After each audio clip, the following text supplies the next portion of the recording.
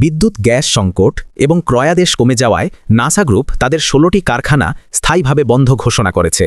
এর প্রতিবাদে এবং বকেয়া বেতন ভাতার দাবিতে সাভারের আশুলিয়ায় শ্রমিকরা সড়ক অবরোধ করেছেন। বুধবার 24 সেপ্টেম্বর 2025 সকালে বাইপাইল আবদুল্লাপুর মহাসড়কে এই কর্মসূচি পালন করা হয়। মঙ্গলবার কলকারখানা ও প্রতিষ্ঠান অধিদপ্তরে আয়োজিত ত্রিপক্ষীয় সভায় কর্তৃপক্ষ জানায়, আগামী 25 সেপ্টেম্বর থেকে কারখানাগুলোর কার্যক্রম বন্ধ থাকবে। চুক্তি অনুযায়ী নাসা গ্রুপ শ্রমিকদের আগস্ট মাসের বেতন 15 অক্টোবর, সেপ্টেম্বর মাসের বেতন 30 অক্টোবর এবং অন্যান্য পাওনা 30 নভেম্বরের মধ্যে পরিশোধের আশ্বাস দিয়েছে। আশুলিয়া থানার ওসি আব্দুল হান্নান জানান, শ্রমিকদের এই বিক্ষোভে বড় ধরনের কোনো অপ্রীতিকর ঘটনা ঘটেনি।